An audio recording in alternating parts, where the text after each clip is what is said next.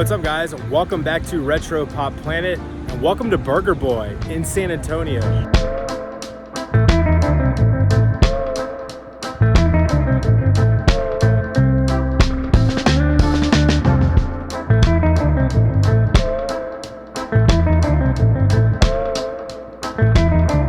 Stick with me because this little burger chain has a unique history. The roots of Burger Boy date back to 1955. With $500 and a dream, Frank Bates opened his first burger stand in San Antonio. Inspired by his uncle's own hamburger joint in Kansas City, Bates named his restaurant Whopper Burger. And before you ask, Bates had zero connection to Burger King. In fact, Burger King wasn't founded until 1957. 2 years after the original Whopper Burger opened near the intersection of Edison Drive and West Avenue. Whopper Burger owned trademark rights, which meant that Burger King couldn't advertise its heralded Whopper sandwich for decades. Instead, at Burger King, the sandwich was renamed the Deluxe. At its peak, Bates was operating around 20 Whopper Burgers in San Antonio. Here's an old ad I found from 1966 with several Whopper Burger addresses listed at the bottom of the article. Bates died in 1983 and his widow sold the entire chain, get this, to Burger King's parent company. Almost all the restaurants were closed, with a few converted to Murph's Better Burger. I can find at least one of those restaurants still in operation in San Antonio.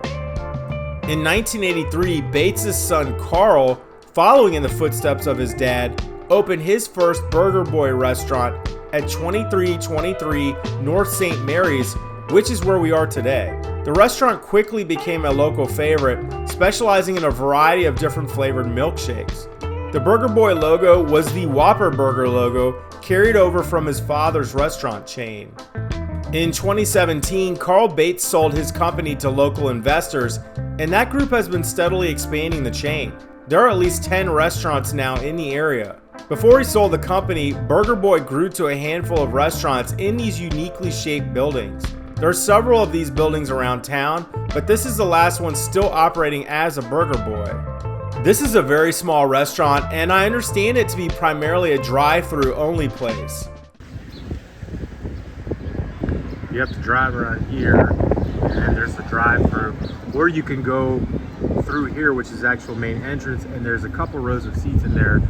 It is air conditioned, and I'm assuming heat in the winter time, but we just ate outside. There are about 10 of these stools inside and some circular tables and benches out front.